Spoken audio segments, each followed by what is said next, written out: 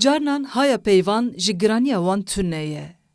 Dîrok ne tenê peyveke. Heta tu bêjî besbîranîn, heta tu bêjî bes zor û zehmetî, berxwedan û mîmarî. Bajar bi mîmariyên dîrokî tên dorpêçkirin. Dîrok di hemêza bajaran de têparastin. Mirovahî bi dîrokê mezin dibe, pêş dikeve, serbilind dibe.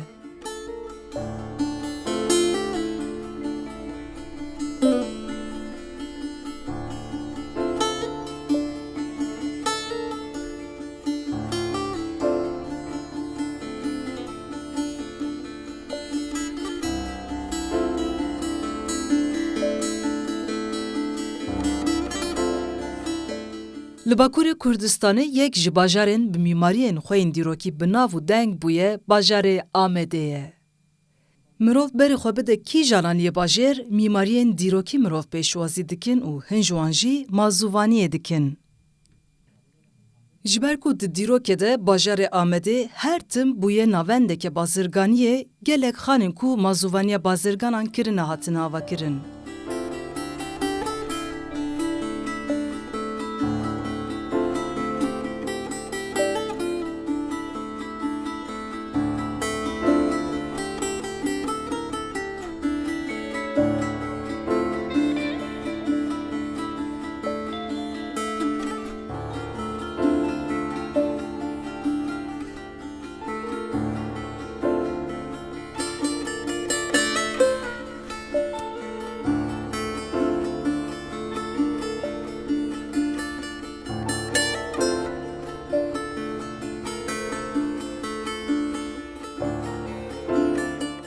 Xanên ku ji dîrokê heta rojame li ser piyamane ne tene mazûvaniya bazirganan kirine. Bi demê re bûne cihê ger û geştê an jî serderên ku ji derveyî bajêr hatine rasterast berê xwe dane van mîmariyên nuwaze.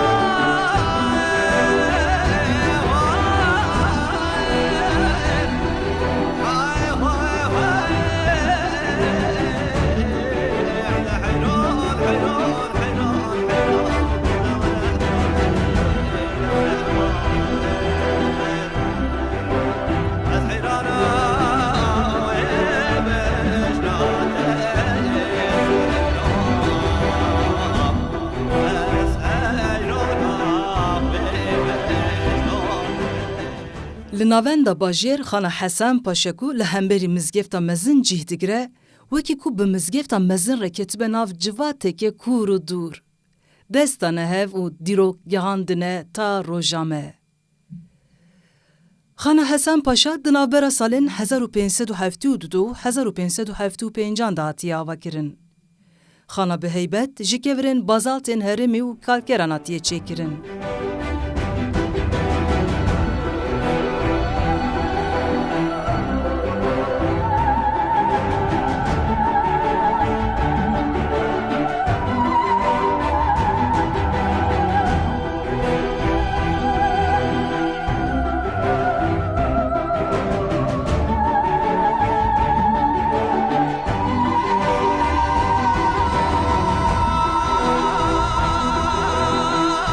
Mîmariya nuwaze çargoşeyê hatiye plankirin û di nîvê wê de hewşek û hewzekî biçûk heye. Xana bi heybet bi giştî sêqatî ye. Jêrzemîna xanê ji bo hespên bazirganan hatiye çêkirin. Ji ber vê yekê cihekî têra xwe mezin û fireh e. Li gor hin çavkaniyan bi rehetî 500 hesp dikarin bikevin hundirê jêrzemînê. Li qeta yekem cihê dikanan hatiye çêkirin. Kesên ku dihatin Xana Hesen Paşa, pêşî ji dikanan pêdiviyên xwe dikirin, paşê dewam dikirin. Di roja me de jî di destpêk ango qeta yekema xanê de dikan hene. Qeta herî li jor wekî cihên razanê hatine çêkirin. Xana dîrokî ji dîrokê heta roja me hebûna xwe parastiye û li ser piya maye. Li belê êdî ne wekî xaneke bazirganiyê lê bêtir wekî ciyekî ger û geştê tê bikaranîn. Di salên dawî de bêtir wekî ciyekî ku serdêr lê taştê bixwin tê bikaranîn. Ji ber ku di nav taştêya wan de xwarinên herêmî pir in, serdêrên Xana Hesen Paşa jî pir zêde ne.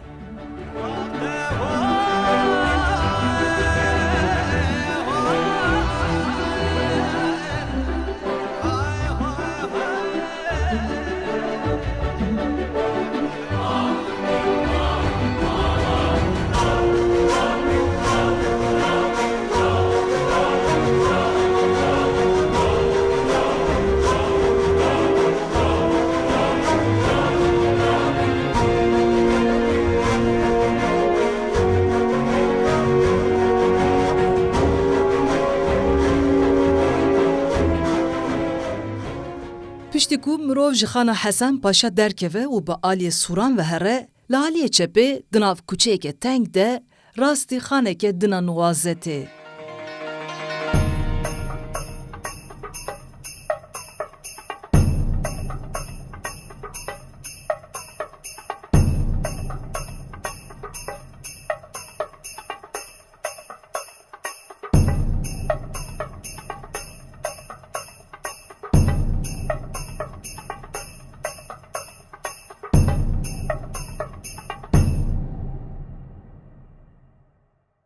Ji kolanekê ku tenê kargeh lêne, deriyeke xaneke bêhempaya bi navê Xana Zîro vedibe. Mirov dikare bibêje ku ji aliyê mîmariyê ve dişibe Xana Hesen Paşa. Deriyên Xana Zîro jî ji hewşekê re vedibin. Hemû odeyên xanê li derdora hewşê hatin avakirin. Xana ku di sala 1683 de hatiye avakirin, sê qatî bûye û di her qatekê wê de 18 ode hebûne. Lê di roja me de tenê qateke Xana Zîro li ser piya maye. Jêrzemîna Xana Zîro jî bi taybetî weke koxekê hatiye avakirin. Di Xana Zîro de keverên bazalt hatine bikaranîn. Li pêşiya odeyan şaneşînek heye ku du aliyên Xana Zîro dorpêç dikin. Li gel xweşikayiya xwe û heybeta xwe taybetiyeke dina Xana Zîro heye. Di salên ku xan hatiye avakirin de di nava hewla xanê de bîrek hebûye. Ji nava wê bîrê zîro dahatin derxistin û ji bo tedawiya nexweşan dahatin bikaranîn. Xana ku navê xwe ji vê taybetiya xwe wergirtiye, demeke dirêj wekî dermanxaneyeke hatiye bikaranîn. Lê di roja me de bîra zîroyan hatiye girtin û dawî li wê taybetiya wê hatiye anîn. Xana ku şahidiya gelek bûyerên dîrokî kiriye, di roja me de wekî kafeyekê tê bikaranîn û bi vî awayî deriyê xwe ji serdêran re vedike. Li navenda bajarekî qedîm mîmariyeke dîrokî hembêza xwe ji welatiyan re vedike û dibe sebra welatiyan. Dara di hewşa Xana Zîro de aramiyekê li bedana mirov cor dike.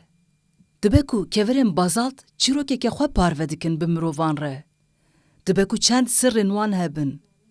Diyar e ku Xana Zîro û Xana Hesen Paşa ne tenê bala welatiyan dikşînin, ji gelek bajar û welatan serdêr berê xwe didin van xanan, dîroka wan û heybeta wan.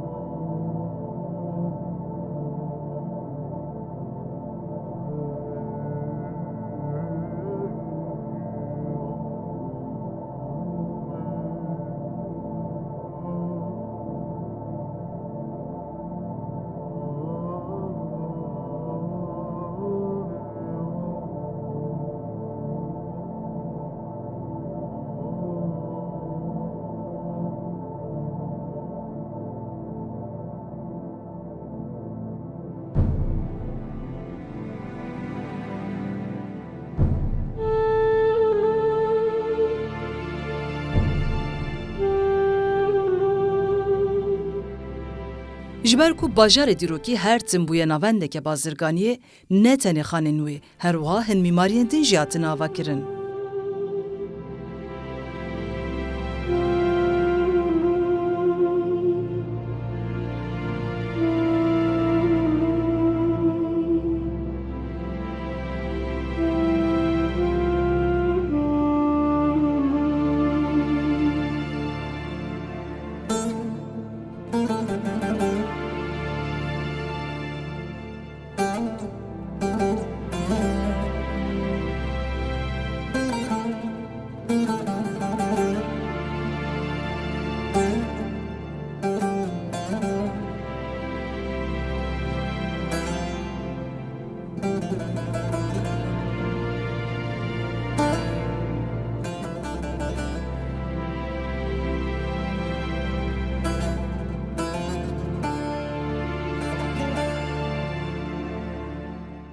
Yek ji mînakên berbiçavên vê yekê pirên Amedê ne. Çemê Dîcleyê xwe pêçaye li bajêr, bi hemû heybeta xwe bajar parastiye. Roj hatiye ji ber hebûna çemê dijwar hin mîmariyên nuwaze hatin avakirin. Pirên ku piranî ji bo bazirganî hatin avakirin, her wiha di navbera dîrokê û roja me de jî bûne pirek.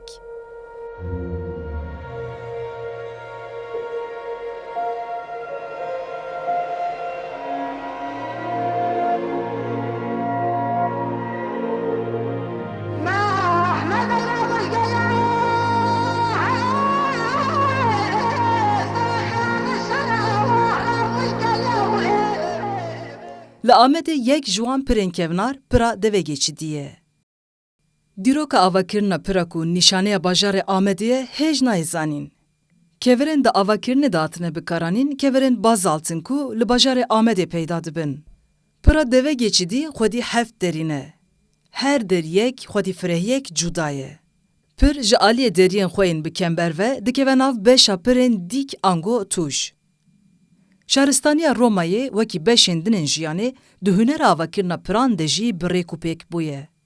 Rêbazên mîmariyan ew qasî serkeftî bûn ku şaristaniyên mezin piştî wan bi sed salan di avakirina piran de rêbazên Romayiyan bikaranîn û pêdivî pê nedîtin ku hin rêbazên nû pêş bixin. İmparatorê Romî di serdema împaratoriya xwe de wexta ku xwe gihandiye heta xaka Hîndistanê li ser rê bajarê Amedê jî dagir kiriye. Pira ku wekî pira reş tê zanîn û rêya Romayê bi dîroka xwe ya 2000 salî bermahiya herî kevnar e. İmparatoriya Romayê bajarên ku di sefera Hîndistanê de dagirkirine bi rêyên girêdayî bi hev ve girêda bûn. Ev der yek ji wan rêyên qedîmên Romayê ye. Li gor qeyd û nivîsên Romayiyan navê bajêr wisa derbas dibe. Pir û rêya Romayê ku li ser rêya Amed û Xarpêtê bi qasî 20 kilometreyan ji bajarê Amedê dûr e, li gel dîroka xwe ya qedîm jî pir nayêzanîn.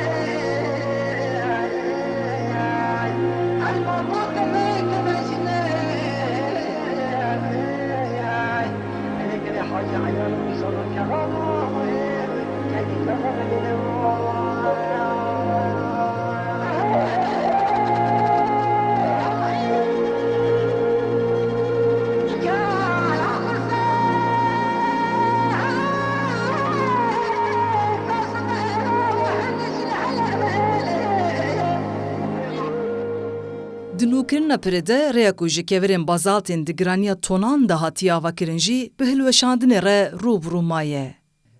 Pira reşa li ser çemê deve geçîtî ku milekî çemê Dîcleyê hatiye avakirin. Li aliyê rastiya rêya Erxaniyê li ser rêya kevniyê gelê cih digire. Pir bi rêyekê kevnar bi bajarê Amedê ve hatiye girêdan û ji kevirên bazalt hatiye avakirin.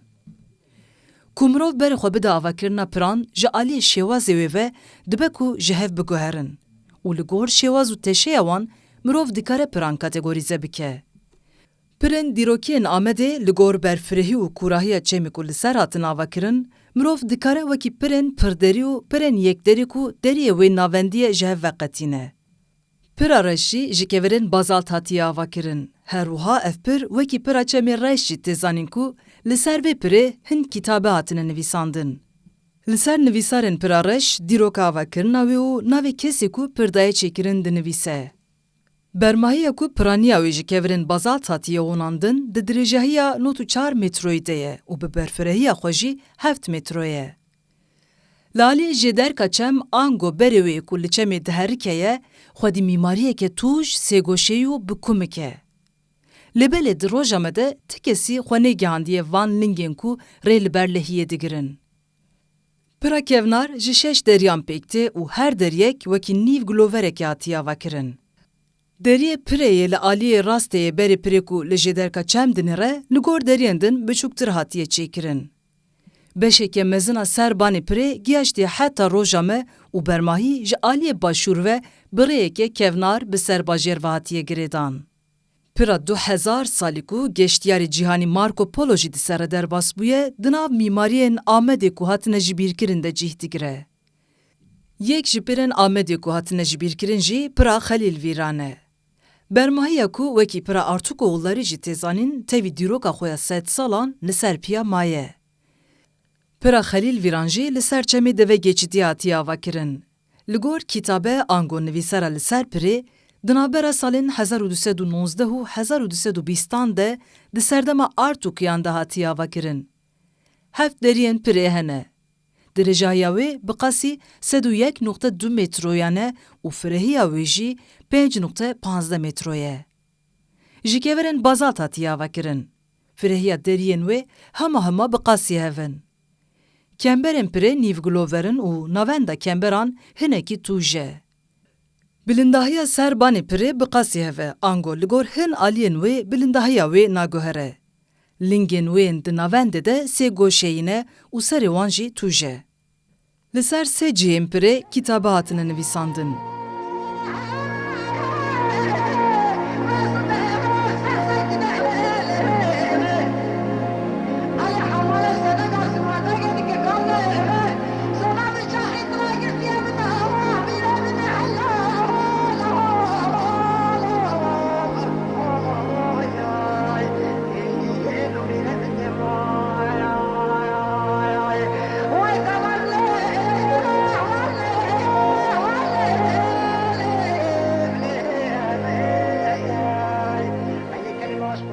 Pirên Amedeyên kevnar ku ne tenê tu bejahî bi hev vegirêdan e, herwiha dîrok û roja me gihandine hev, bi heybeta xwe bajarê Amedê rengîntir dikin.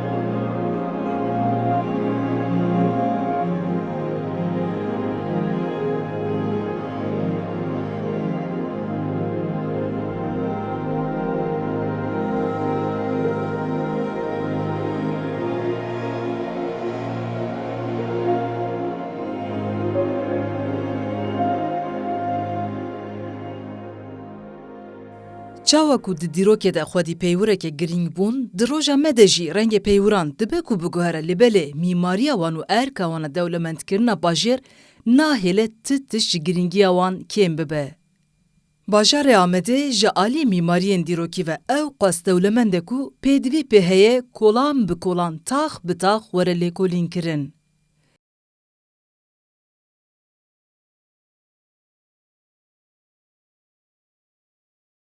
Mirov dikare her taxekê wê wekî mîmariyekê dîrokî bin av bike. Ne pêkane ger û geşta li Amedê di rojekî de bidawî bibe. Bi dîrok, reng û ahenga xwe bajarê qedîm hemêza xwe ji mirovahiyê re vekiriye. Li vî bajarê kevnar rojberî ku here ava, yek bi yek ji pêkateyên bajêr xatir dixwaze. Di dawiya rojê de roj, ji mizgeft û derên kevnar, ji sûrên dîrokî, Ji baxçeyên hewselên bi hezar salan bûne jê derka oksîjena bajêr xatir dixwaze û berdewamî rêwîtiya xwe dike.